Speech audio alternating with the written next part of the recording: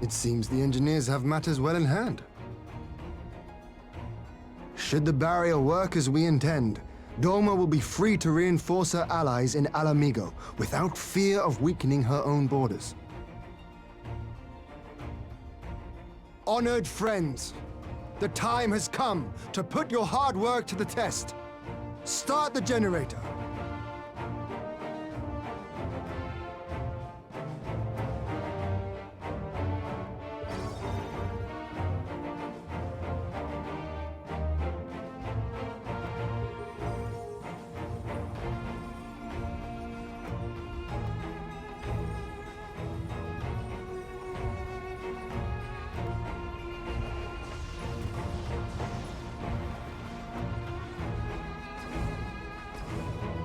Node 1 is operational.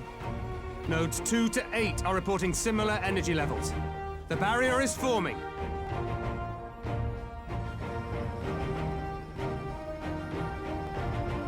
$1,000 yards, 2,000, 3,000. Expansion remains smooth. No fluctuations detected.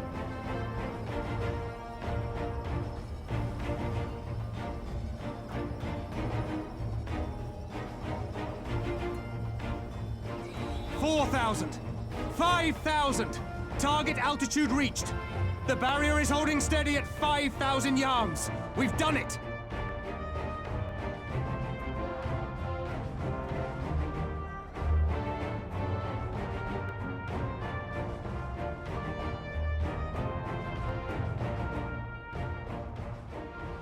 Is that an Imperial airship? Of all the rotten timing. But this is a gift, Mistress Alize. They can test our new wall for us.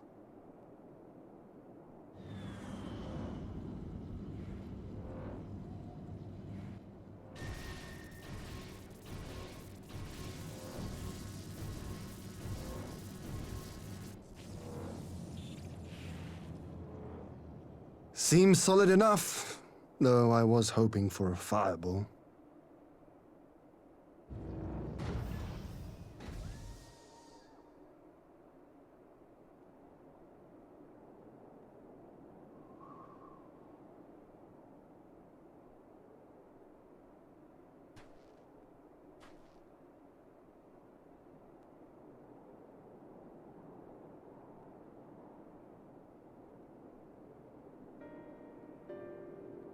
By the gods, it's Alpha now. What are you? Let me go! He has my brother! Lower the barrier!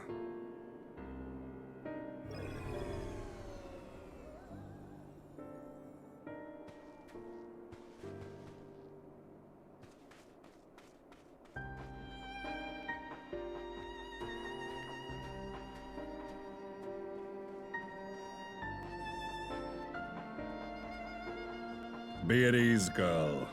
The lad is not dead, merely locked in slumber. No, not him too.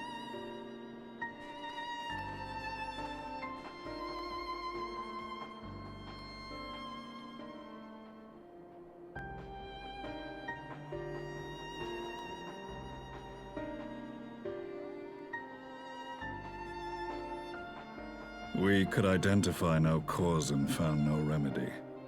Thus I sought to return him to Doma, and into the arms of Lord Hien himself, it would seem.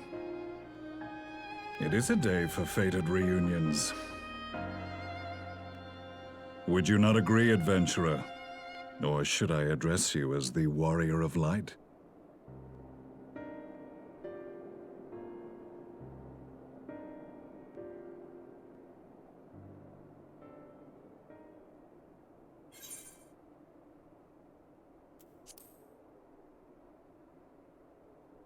I, Gaius van Baelsar, the Black Wolf. That was the title I was given, one I have long since relinquished.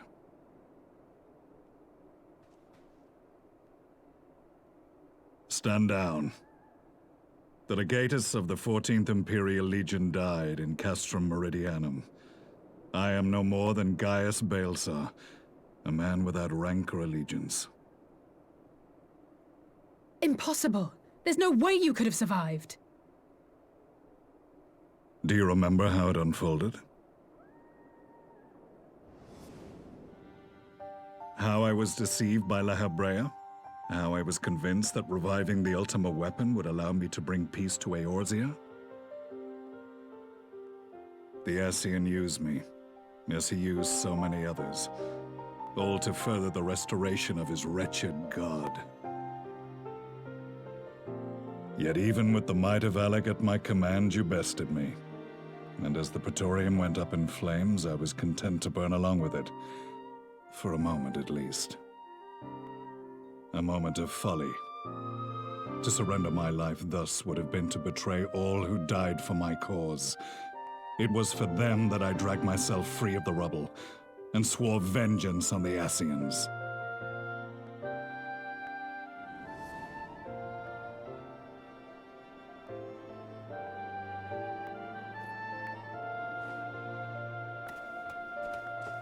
The Black Wolf has shed his pelt, never to return to Garlemald or her legions. I live now only to exact revenge.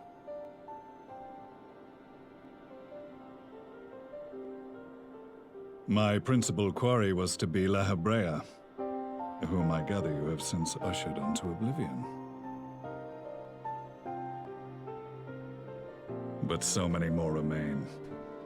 Long as their kind lurked in the shadows, laboring to sow chaos throughout our world, I would see each and every one dragged into the light and put to the sword. Are the Scions not of like mind? In this single respect, perhaps. Then I shall continue the partnership the boy began, and share what intelligence I have acquired. Among the Ascians, the Black-Masked Ilk are subordinate to those who wear red. This you already know. Yet among the Red there exists a hierarchy. Those set adrift with the shards clearly stand below those still joined to the source. Nabriales, who once dared to intrude upon the Rising Stones, belonged to the former group, and while he was indeed a dangerous foe, his powers were inconsequential next to the paragons of the Source. The first was La Habrea, who plagues us no more. There is also the white-robed Elidibus, and the elusive Emmet Selk, about whom little is known. We have files on La Habrea and Elidibus, but I believe this Emmet Selk is new to us? As I assume my brother told you, we have evidence to suggest that an Ascian now walks in the body of the Crown Prince. Have you identified this interloper? Elidibus seems the most likely culprit. As emissary, it is his role to maintain the equilibrium between darkness and light. Your many deeds in Hydaelyn's name have upset the balance, and I believe he seeks to restore it by throwing his considerable power behind the Empire. As a leader of the Ascians, he is one of our primary targets. It was on the trail of this very prey that the boy and I came across the scene of a failed uprising. In the absence of a single Garlean casualty, we inspected the bodies of the rebels, and the lack of any external injury drew my immediate attention. They had been slain by Black Rose, an alchemical invention of the Imperial Army. When I yet served as legatus, I ordered its production halted, and all stockpiles destroyed. Toxic gas is not a tool of conquest, but of extermination. Toxic gas? This must be the new weapon Maxima warned us about. Something deadly enough to sweep away all resistance in a matter of hours. Gods. You don't think they're planning to use this in Alamigo, do you? Put your fears to rest. We infiltrated the production facility and destroyed all existing stores of the chemical along with the plant itself. Even should they rebuild the operation, they will not soon manufacture another batch. Regardless, I would draw your attention to a directive we discovered in the plant's records. The document was marked with a recent date and authorized with the signature of one Zeno Galvus.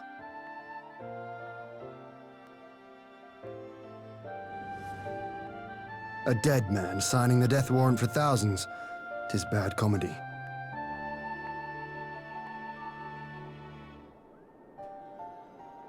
But the tale does not end there. Within that same facility was a chamber filled with devices of Allegan design. Cloning technology, we realized. And what should we find in each and every incubator? But a young Emperor Solus.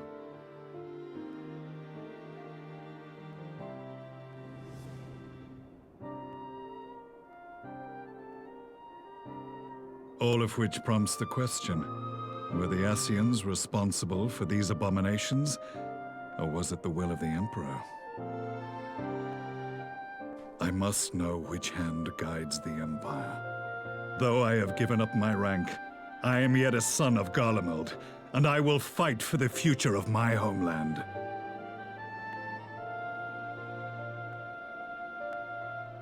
It is time I return to the hunting of shadows. We should focus on our common foe. To reopen old quarrels now would serve no purpose. You saved my brother's life, so I'm willing to let sleeping dogs lie. But in truth, it's not my decision to make.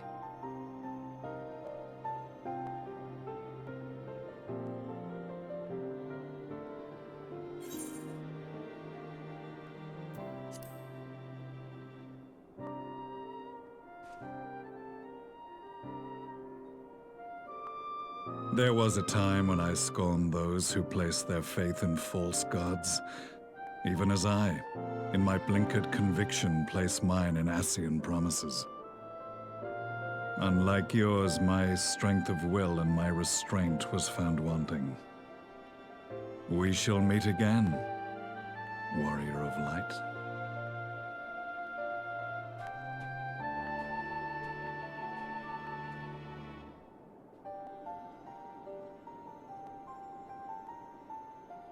So that was the infamous Black Wolf. An unexpected ally, to say the least.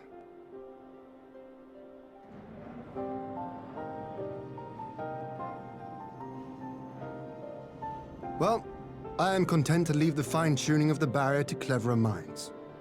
Let us bid our friends from the Ironworks farewell, and see what can be done for Alphino back in Dorma.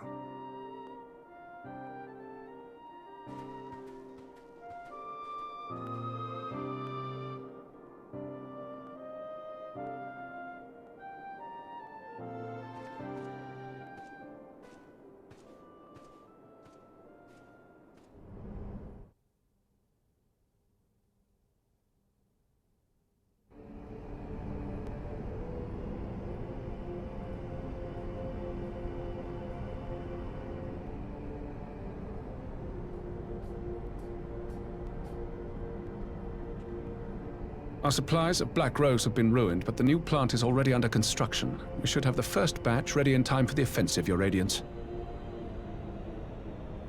See that you do.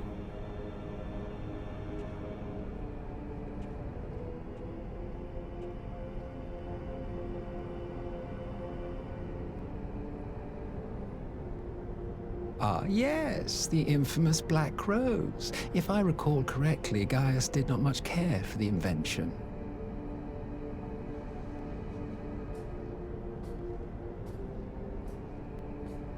A ruthless and indiscriminate weapon indeed, this airborne poison. It seems you are capable of making decisions worthy of your bloodline. With no gift for sorcery, we Garleans must look to Magitech to even the odds. If it spares the needless deaths of our soldiers and serves the cause of this empire, there is no method I would not employ. How very noble of you.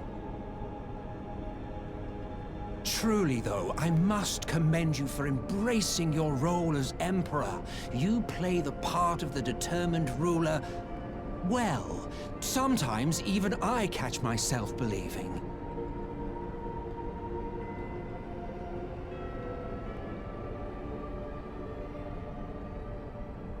A silent agent of death. Now that I think on it, Black Rose may well possess the perfect aspect. Slowly but surely, the deluge of light has worked upon the ether here in the source, and the gas should be most susceptible to its influence. Well, I shall leave you to your own devices. Go forth and bloody the land with your grand and glorious war.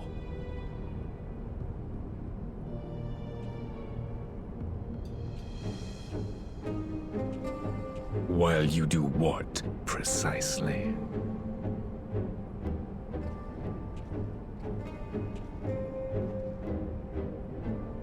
Need you ask?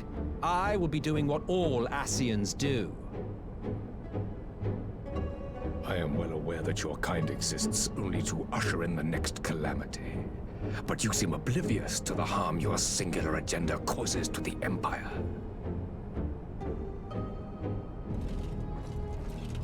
You cannot have forgotten the events which followed your mortal demise.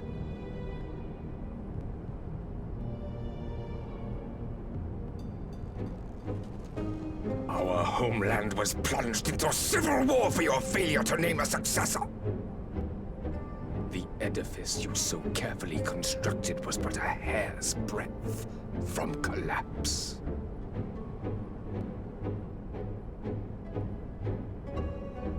Are you truly so naive? You thought me oblivious to the consequences of a departure so painstakingly timed? It was by design? Well, of course it was. Though I will admit the resulting panic exceeded even my wildest expectations. But how can you be surprised? Throwing the world into disarray was the very purpose for which this nation was, as you say, so carefully constructed.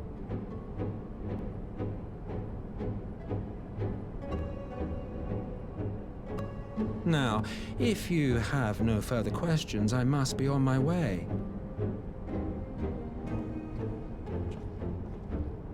Since we may not meet again in this lifetime, it would be remiss of me not to offer a word or two of gratitude. I really must thank you for this surplus of vessels. I can mold any host into my own image, but having bodies tailor-made for me in this fashion is so much less tiresome. You dabbled in Allagan cloning techniques, yes? It certainly is a compelling, not to mention entertaining, field of research. And of all the options available, you chose the Founding Father on whom to experiment. You have a twisted streak to you, Varus, like grandsire, like grandson, hey?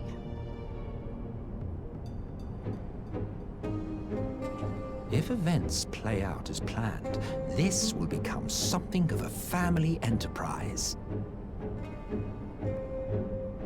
You will be the capstone of this world, I the anchor and shard, and together we will give the lie to this star's fraudulent existence.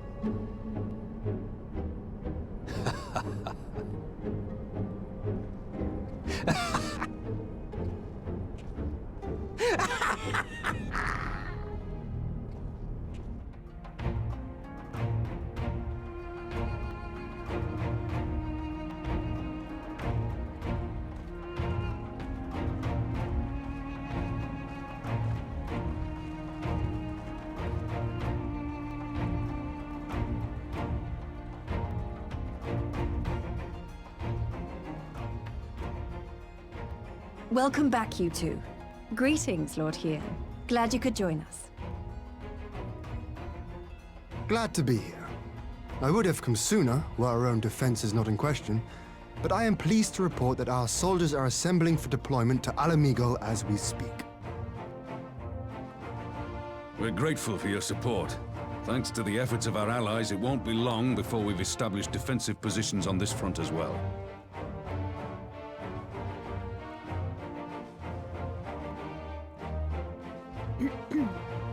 We have some good news too. Alphino has come back to us. As for the bad news,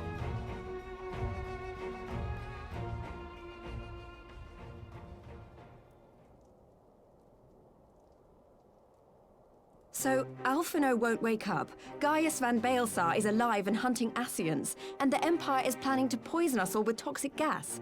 Does that sound about right? Ordinarily, any one of those things would have left me in shock. But the way things have been lately, it's all starting to seem pretty normal. Getting back to your report, are we sure this Black Rose is the weapon Maxima was talking about? It fits the description. And it seems we have Alphino to thank for sparing us an early demonstration of its effectiveness.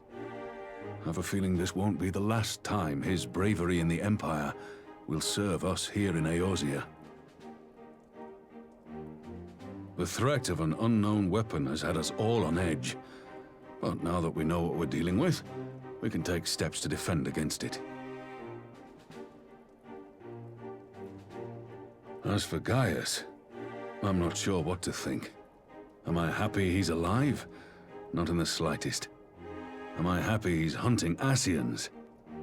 Aye, I'd have to say I am.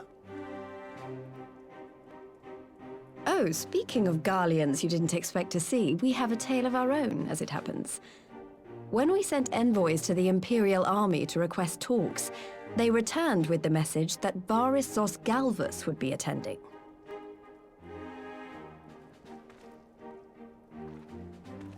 The Emperor himself. Well, Varys did sanction the Popularis peace mission. But knowing that an Ascian walks in his son's skin, I do not see how we can trust him or anyone from that nest of vipers. The Alliance would proceed with negotiations regardless, if only to give ourselves more time to prepare. We do, however, require your cooperation. Right. Yes. So, as a condition for the talks to go forward, the Empire has requested that a member of the Scions be present. There'll be a representative from each Alliance nation, of course, but I'm afraid we have to ask that you come along too.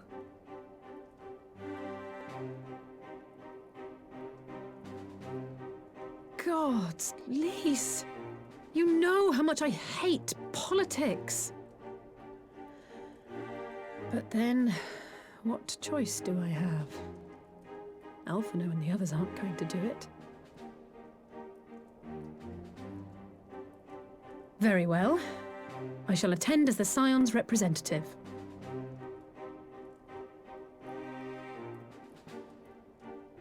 In case you're wondering why I didn't ask you, the Empire also requested the presence of Eorzea's champion.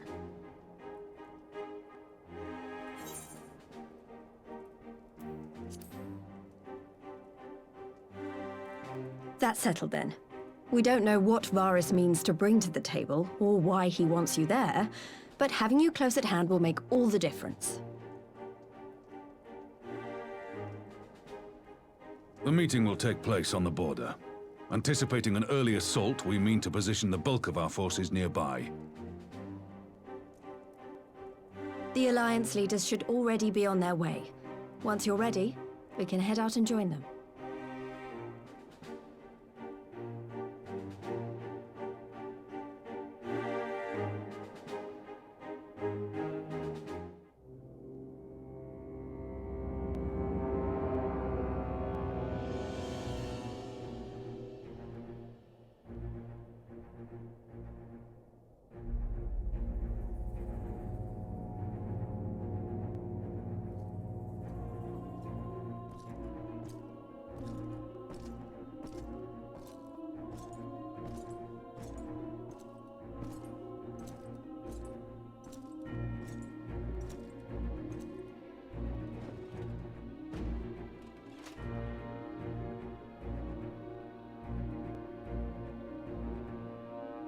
esteemed representatives of the Eorzean Alliance.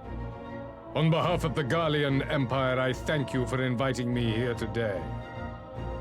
As this parley was convened at your request, I invite you to speak first. Very well, Your Radiance. I, Nanimo Ulnamo, 17th in the line of Ul, should be pleased to oblige you.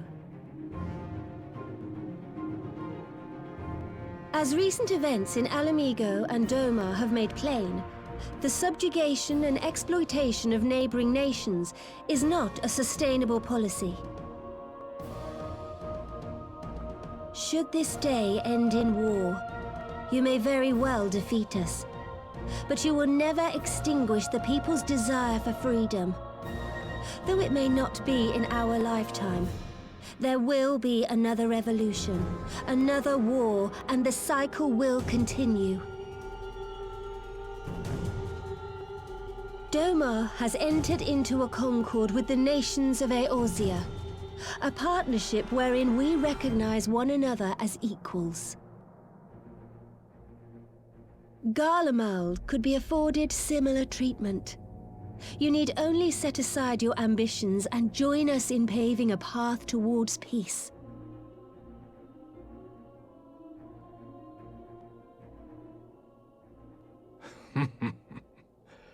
You will not win me over with sophistry, Your Grace. As you know only too well, this alliance lacks the strength to keep the peace within its own borders. Even now, your struggles with the Beastmen continue unabated. Divided, you sow this fertile soil with the seeds of your differences and reap naught but discord and chaos for your trouble. Eorzea must be united under one leader, one purpose. I would offer you both and bring an end to your strife. With all due respect, Your Radiance, the only thing that you offered the people of Alamigo was fear and hopelessness. The citizens of Doma can also attest to the meager arms of Imperial rule. There is no purpose to be found in a life of oppression, each day more uncertain than the last. Our people are willing to die for their freedom. A great many already have, and countless more will, if we don't put an end to this madness here and now.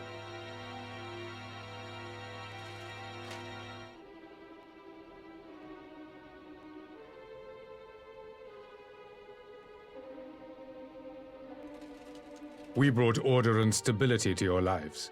This madness and bloodshed is of your own making. You broke the peace, not Garlemald. Peace. Order. You kill our peoples, despoil our lands, take everything that is ours. And what? You expect us to lick the boot that grinds our faces into the dirt?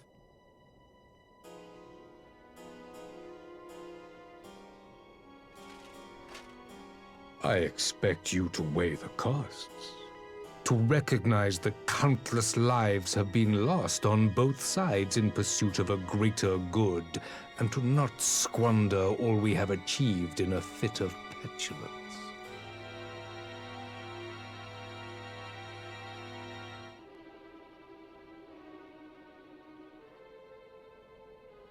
Your Radiance, I fear I can personally attest to the dangers of pursuing one's vision with such righteous fervor.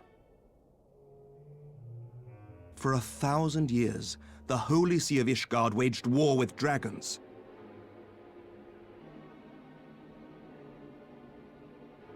A 1,000 years of sacrifice, of sorrow and hate, in which we bathed in the blood of friend and foe alike. Had it gone on any longer, we may well have drowned. Yet we have chosen to raise ourselves out of this bloody spiral, and have since made peace with our former enemy. So I understand. No doubt the dragons were more receptive to your overtures in the wake of their leader's demise.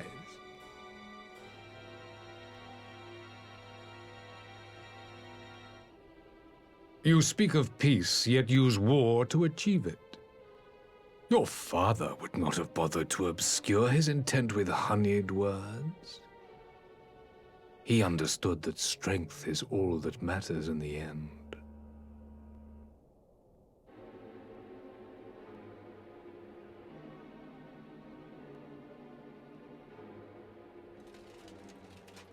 Without his clarity of vision, I can but wonder what will become of Ishgard and her people.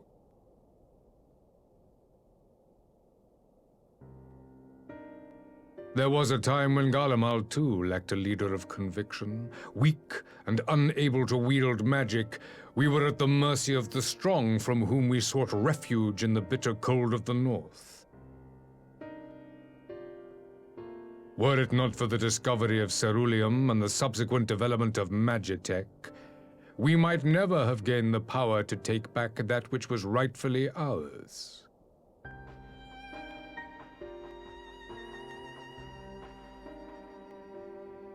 You speak as if your people were the first to have been driven from their homes. Limsa Lominsa was built by wayward souls in search of a place to call their own. On the shores of Vilbrand we found it, and from those humble beginnings did we grow and flourish. And all without robbing our neighbors of their liberty.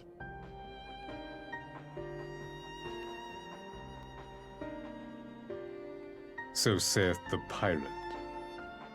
Am I to believe that you simply asked the kobolds to yield up their lands and that they were happy to oblige you?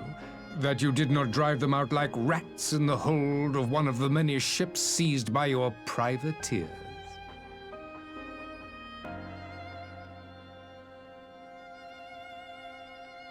I will concede that after centuries of exile, reclamation may be mistaken for invasion. Nevertheless, it is not. And those who till stolen soil have no right to object when cast out in turn.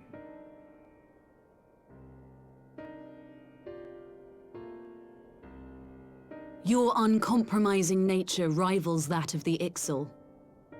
They too lament circumstances which they themselves perpetuate.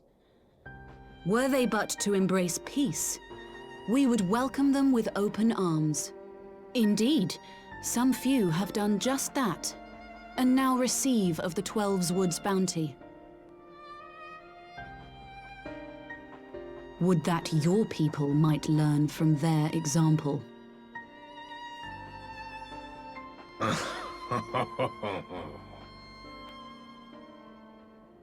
You dare compare us to the Birdmen? You who thought to invoke the 12 and threaten all of creation?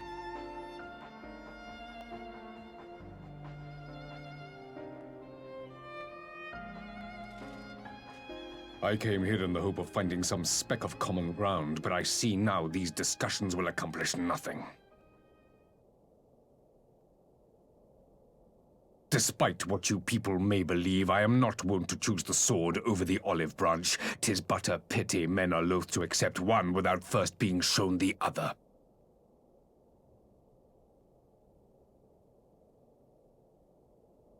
Wait! I beg you.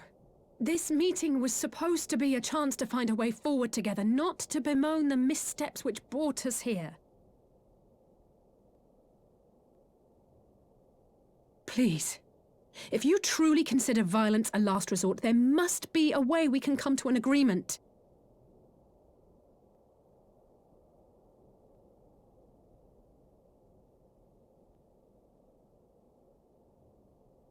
As Mistress Alisaie says, we did not come here to bicker over the past, but to discuss how we might strive towards a brighter future. Emperor Varys, may I suggest a short recess, that all present might compose themselves prior to beginning anew?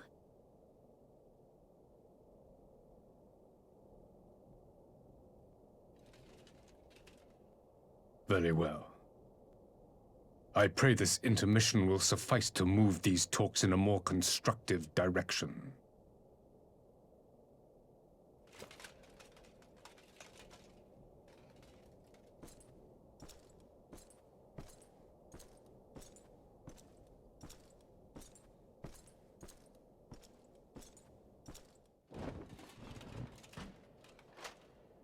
Now then, who would have the floor? Before we resume, I wish to offer you an apology. After you graciously accepted our invitation to discuss an armistice, we have done naught but rebuke you at every opportunity. I believe I speak for all of us when I say we are deeply sorry for our discourtesy.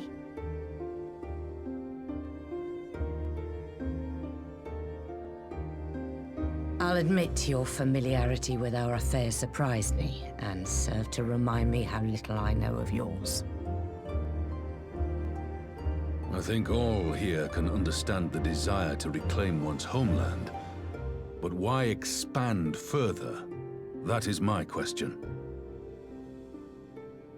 If I may, the answer can be found in the Imperial doctrine they took great pains to impart to my people. Recognizing the threat icons posed to the world, Solus Zos Galvus decreed that they were to be eradicated. To this end, he began a campaign to unite all lands under the Garlean banner. Or so we were taught. Yet the Emperor only reached the burn, the barren said to have been laid waste by icons, after conquering all the lands that lay between. What is more, I am quite certain the practice of summoning was not nearly so widespread in the days before the Empire's founding. When you put it like that, it all starts to sound like an excuse, doesn't it? But to distract from what? Why are you really waging this war?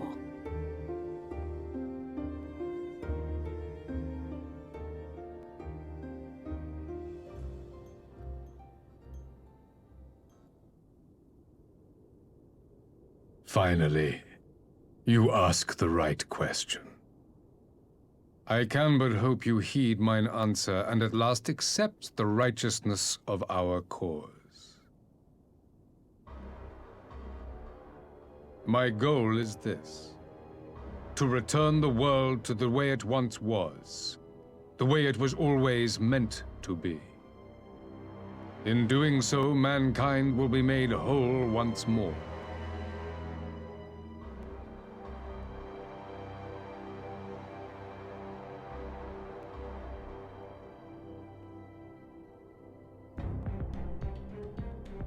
No longer will we suffer from the dissension born of our differences. There will be but one race, a perfect race, as we were when time began. What in Rhalgr's name are you talking about? I am talking about the origins of this star, of the source and its 13 reflections. At the instant of the great sundering, 'twas not only the world that was shattered, but mankind itself. Thus were we divided into myriad races, each with its own unique imperfections. That is why man looks upon his neighbor and feels fear and hatred, why he wages war, why he kills his brother.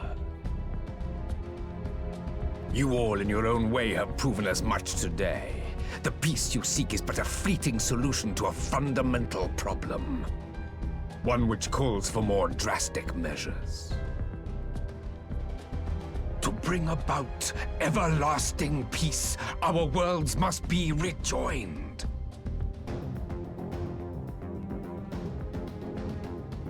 That is the goal the Empire would see realized.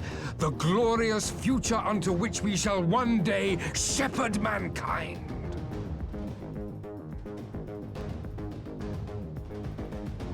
A rejoining of worlds. I have heard this tale of the Source and its reflections before. Are these not the self-same desires as the Ascians?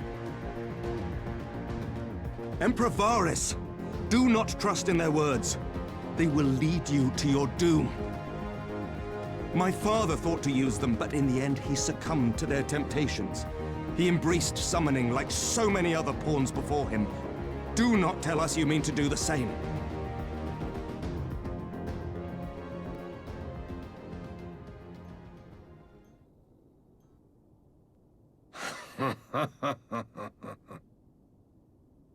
To be a pawn, free from the burden of choice would be a blessing.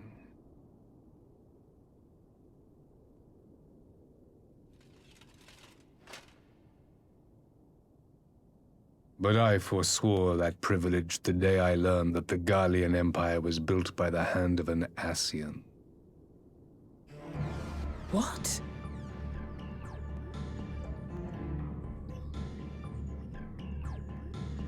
Yes.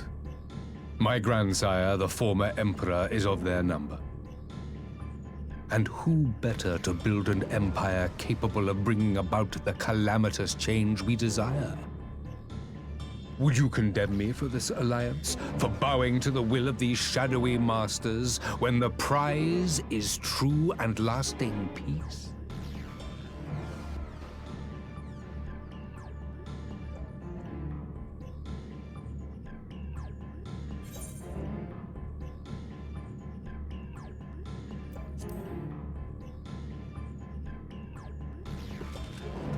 I come not to conquer, but to liberate. To free man from the prison of divergence. Imagine a world united. One perfect race beneath a single standard. An army before whose might these servants of darkness and light would fly as leaves in a storm, never again to meddle in man's affairs. We would be the masters of our own fate. I bid you join me, not as subjects of Garlemald, but of a new nation. And together we shall win freedom for ourselves and generations yet unborn. You want to trigger another half-dozen calamities? You can't be serious!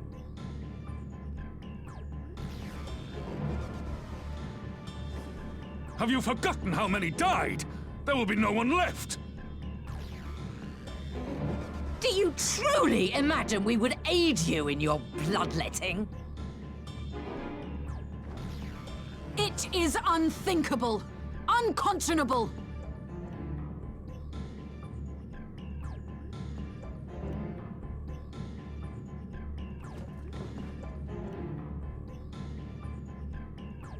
And what is the alternative? To be as cattle waiting for slaughter? I would have us work together, that we might take fate into our own hands!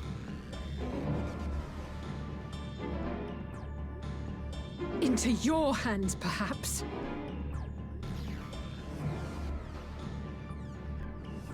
But what of the other worlds, your radiance? With every calamity, you obliterate a star and every soul that dwells on it. To the Ascians, we are all but tiny, momentary specks within an indifferent universe. We cannot hope to oppose them until we have been made whole once more.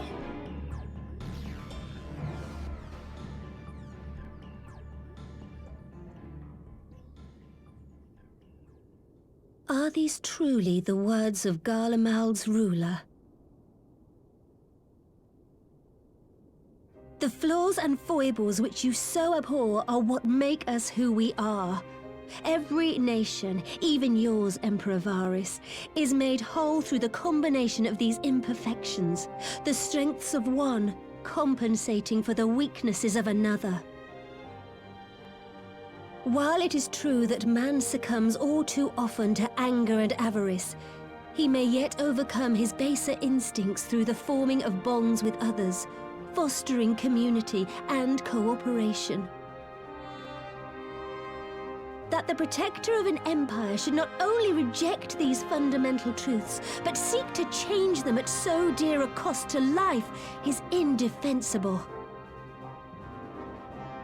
Such a man is not fit to govern.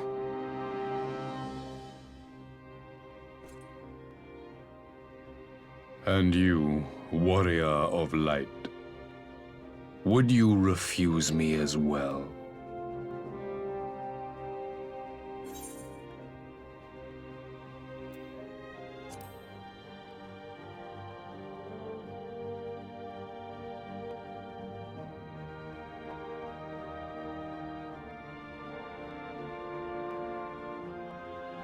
It would seem the Alliance is of one mind on this matter.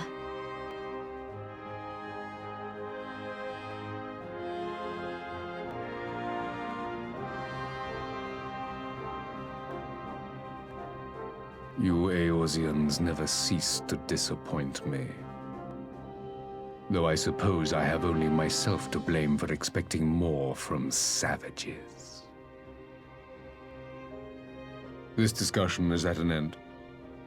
I bid you make ready for our next meeting. It will not be at the negotiating table.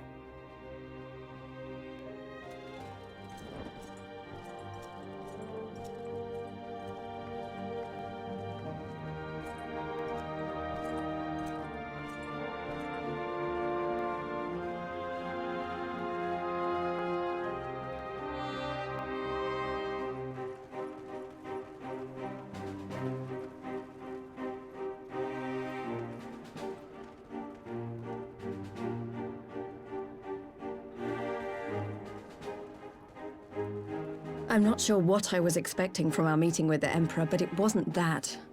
Still, at least we know now what he's really after. Aye, a future built on a mountain of bodies. I too want the Ascians dead, but not at any cost.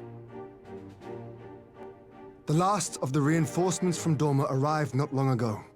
I pray it will be enough. Given the Emperor's stated goal, this is a battle we can ill afford to lose.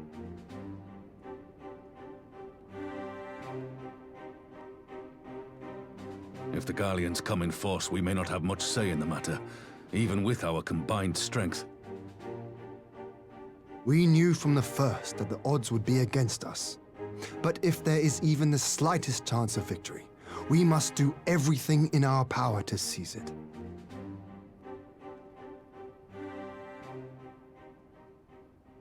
We must seize it, full stop. Hear, hear!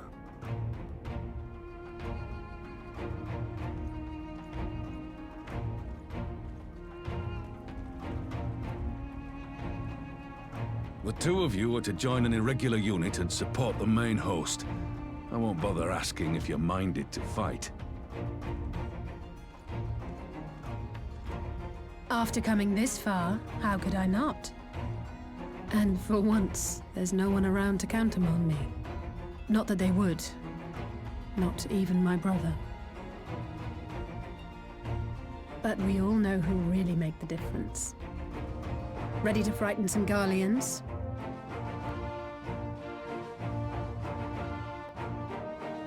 I wouldn't want to be on their side. Might I ask you to accompany the Dorman contingent? They are strangers here, and your presence would do much to raise their spirits.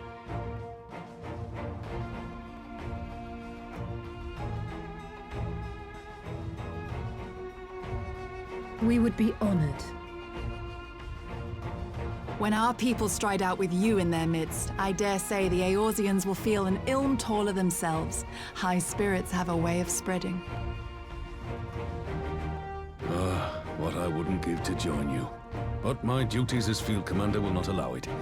I'll leave the front lines in your capable hands.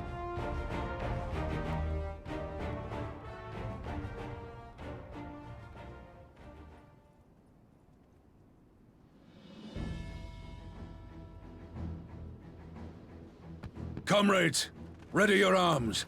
The hour of battle has come. May the crystal guide us to victory!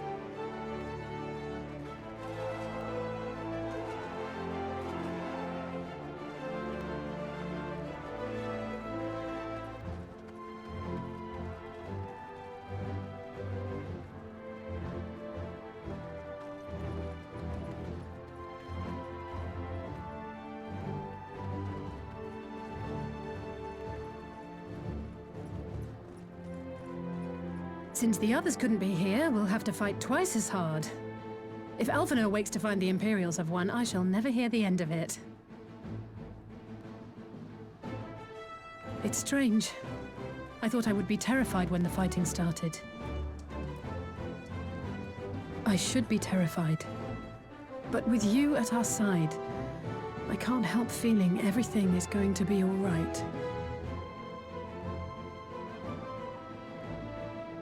So please, don't you dare leave me alone.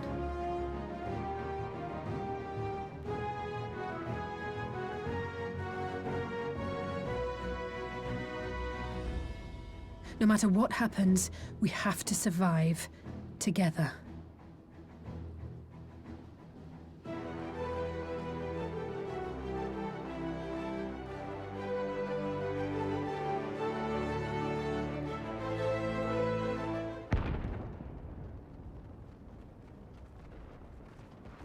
There you are, and none the worse for wear.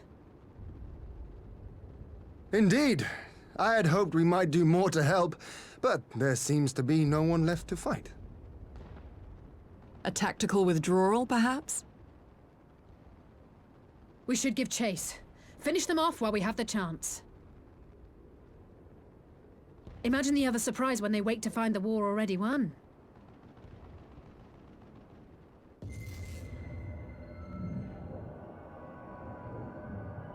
The light will expunge all life. Only you can forestall the calamity. Throw wide the gates. No! No! No! Not like...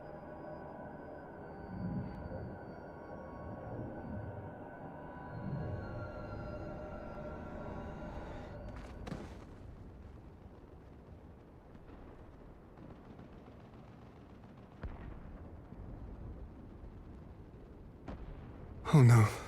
Don't tell me. Are you all right?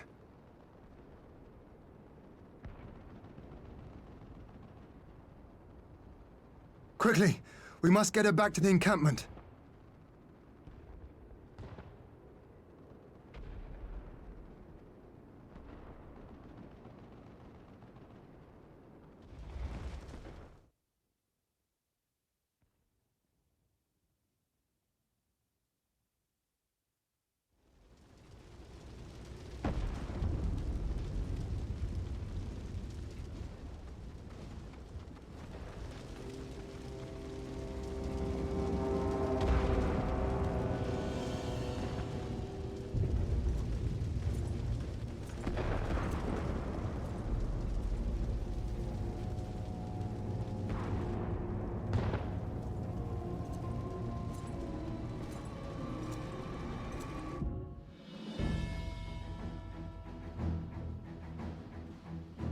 There have been several skirmishes along the border, but as yet neither side has delivered a decisive blow. We had long assumed that the Garleans would overwhelm us in a straight fight, but we seem to be gaining ground, albeit slowly. As to why that might be, the most likely explanation is that they have yet to commit all their forces. Still, we're winning, and our latest intelligence suggests the Emperor has retreated back to Garlemald. In light of this, we're considering launching an offensive with the aim of pushing the front line forward and giving ourselves some room to breathe.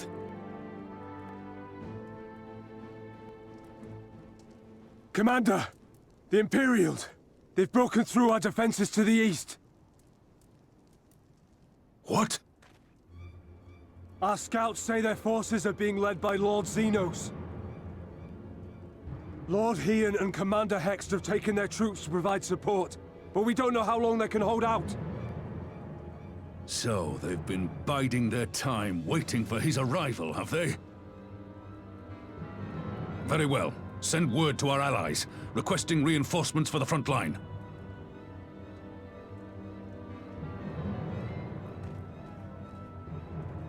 Should the worst come to the worst, I may need to enter the fray myself. But what of you? Do you still have the strength to fight?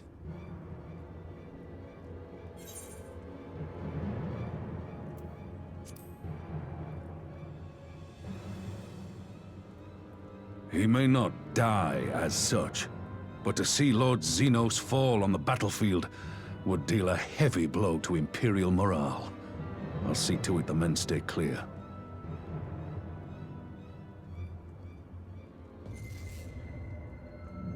Why won't they open? Please. I bid you open!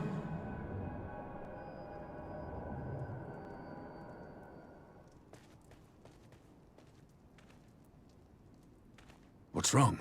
Is it the voice again? Are you sure you're in a fit state to do this?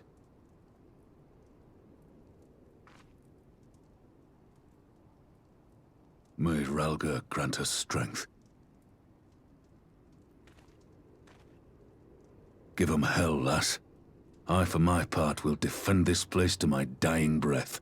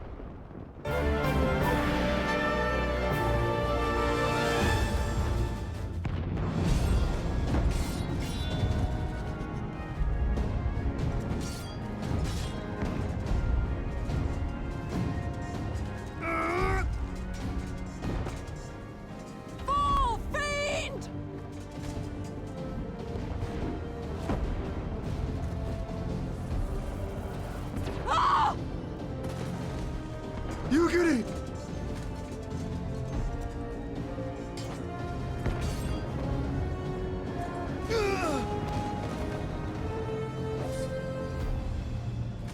Damn you!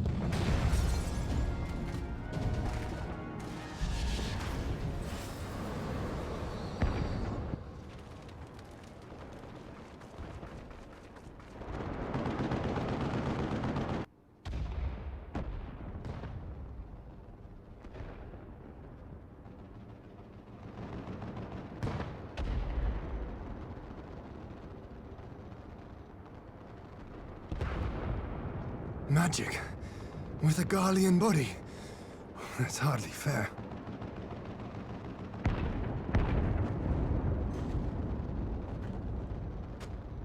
Still, he must be stopped, no matter the cost.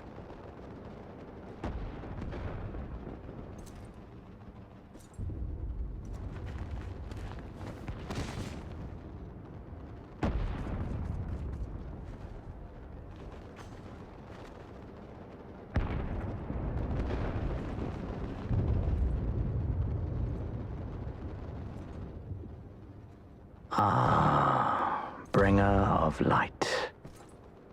It has been too long.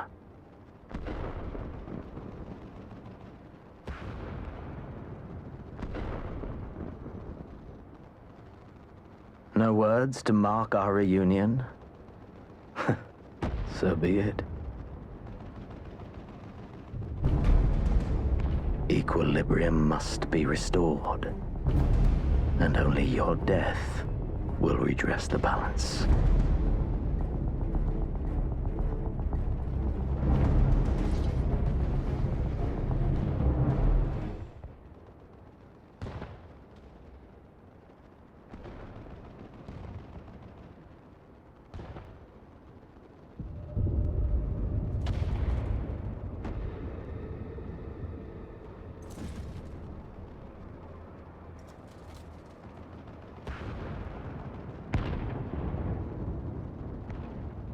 Your mother chose her champion well.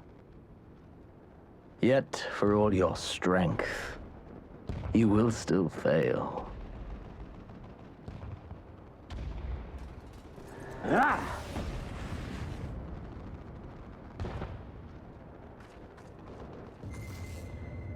Please, I beseech you.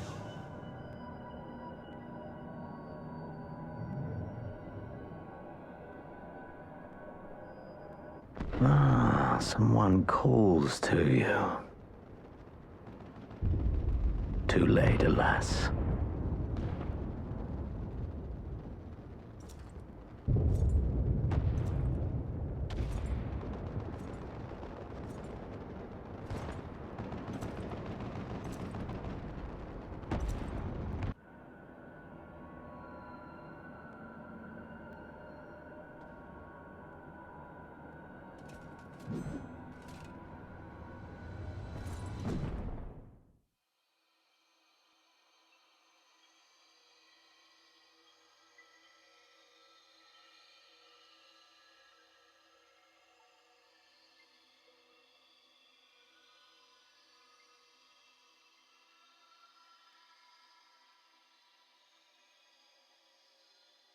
At last, I found you.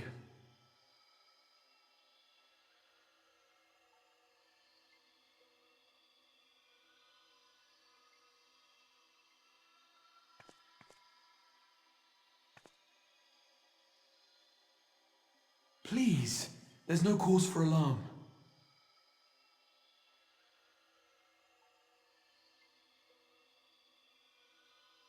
Though, I confess, this is not where I had intended to meet. But the place of our meeting is of no consequence, like the war you wage. Win or lose, the path you walk leads only to oblivion. The better path leads you here, to me. I have need of your strength.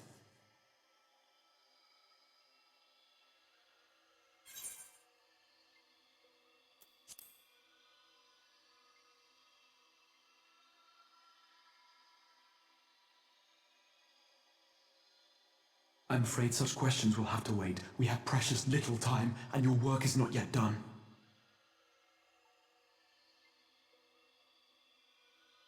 Go to the Crystal Tower. I have left something for you near its base.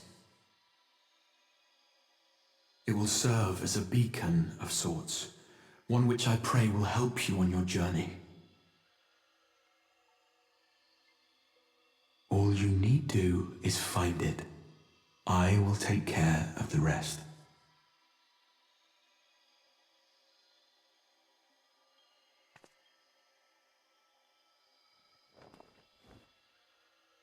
Soon, we will throw wide the gates. And the path to the first will be yours to walk at last.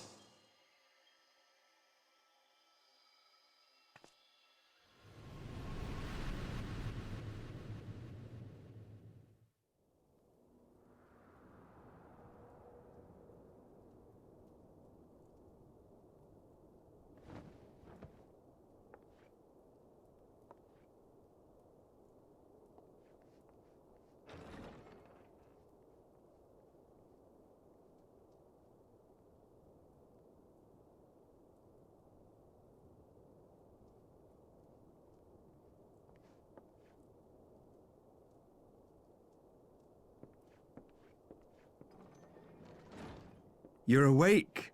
Thank heavens.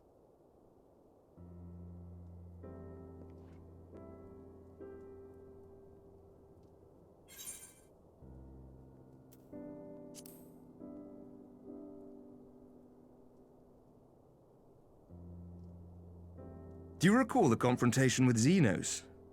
You were the first to come to the aid of Mistress Lys and the others on the front line. In the midst of your duel, it is said you faltered, and that the Crown Prince seized the opportunity to deliver a mortal blow. Yet before his blade could find its mark, he was distracted by the arrival of a second adversary who bore you away from the battlefield and into the hands of our chirurgeons.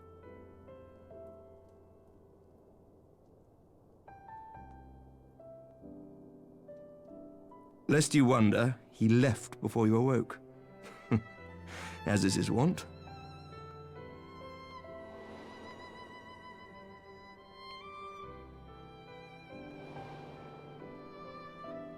Estinian never was one for emotional farewells.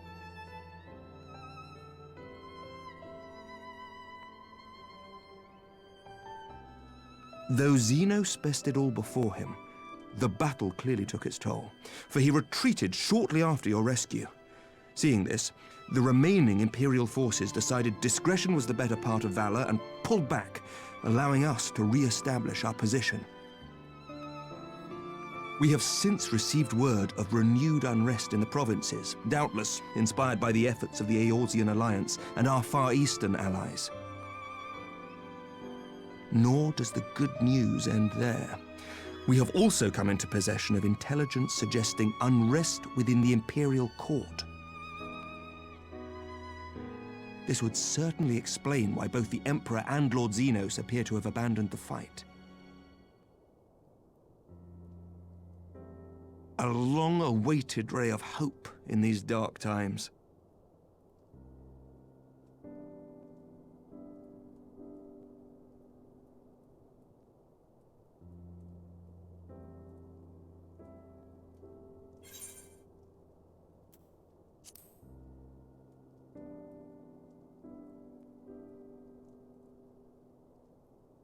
Yet to awake, I'm afraid. But please, concentrate on your own recovery for now. You have carried the hopes of some half-dozen nations, and we are all eternally grateful for your efforts. But no one is without their limits, not even you. Leave this fight to us, my friend. You have earned your rest.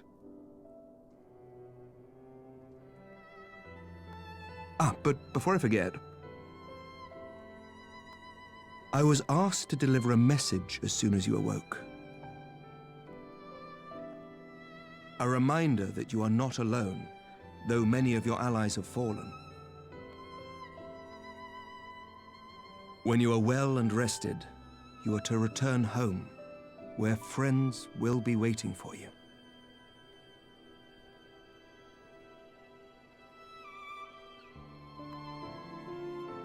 Now, if you will excuse me, I must return to the front. May we meet again soon, under happier circumstances.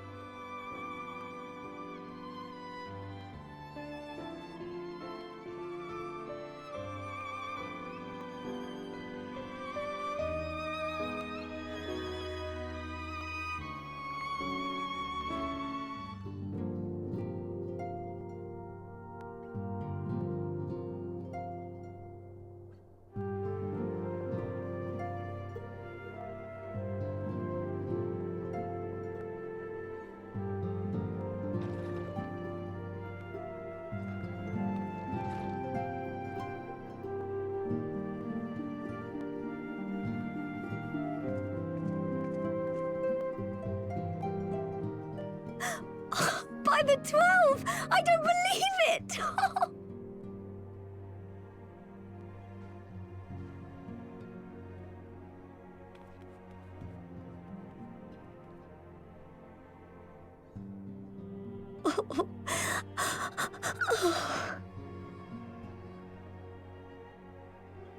I rushed back as soon as I could.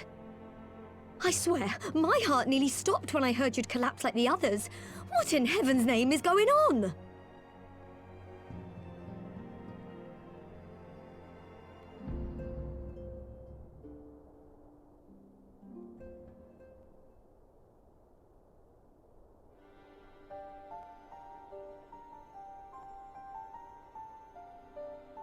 Win or lose, the path you walk leads only to oblivion.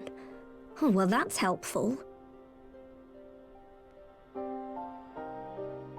And what else did he say?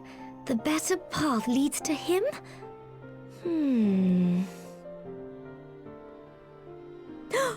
If his is the voice you've all been hearing, perhaps the others are with him.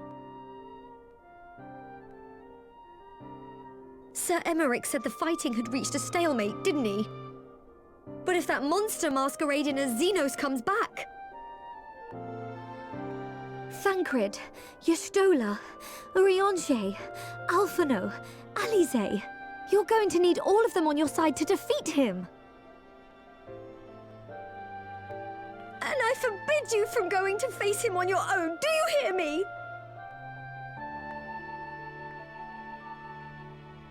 So if you must leave, go and find the others. Bring them home.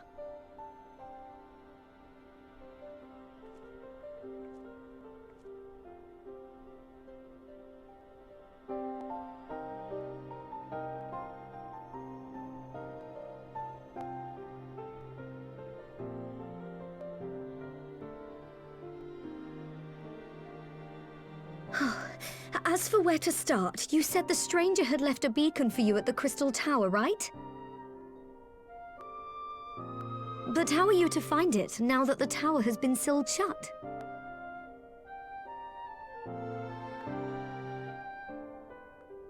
There has to be a way. If anyone would know, It's Sid, and the researchers of St. Coinac's find. Don't you worry. We'll find that beacon for you.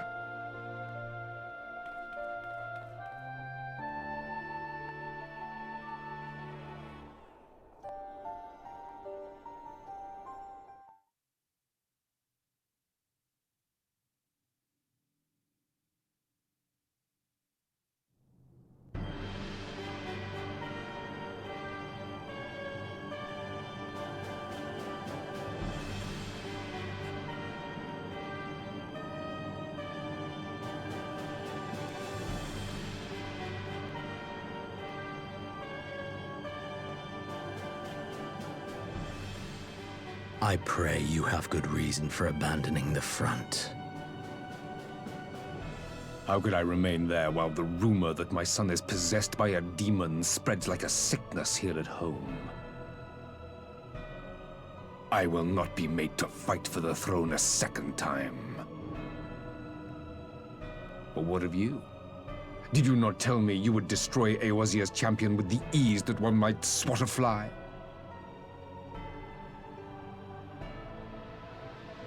A minor setback. She will not escape me again. Where is your grandsire? I would have words with him. How should I know? Do you hide from each other's sight as well? I imagine he's doing what all Ascians do. He must have found a way to take advantage of this turmoil. Men are not pawns to be played with, Ascian. You underestimate us at your peril. This war will not be decided by you and yours. Man must choose his own fate, and I, for my part, will do all within my power to see Garlemald emerge victorious.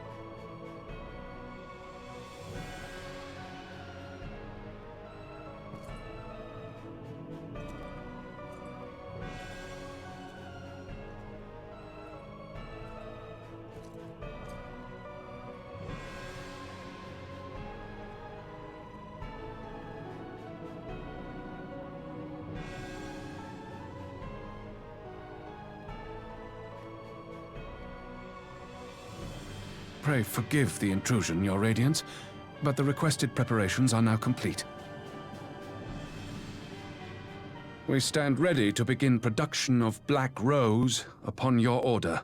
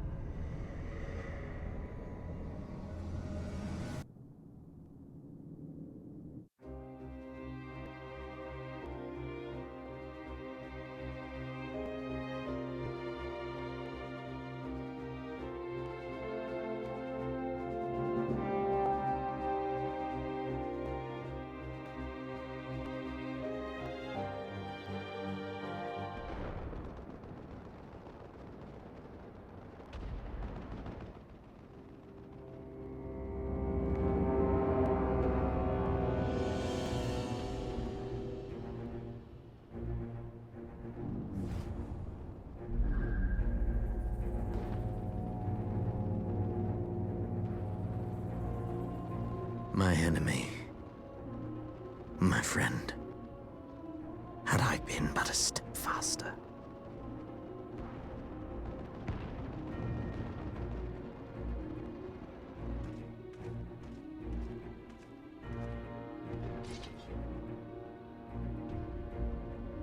Bloody savages!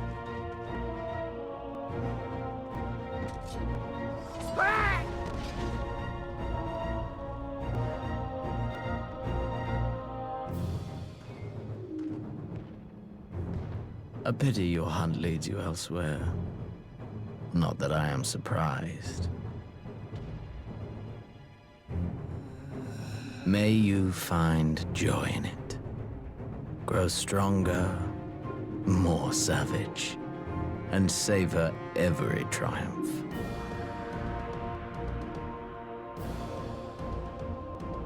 In the meantime, I will reclaim that which is rightfully mine.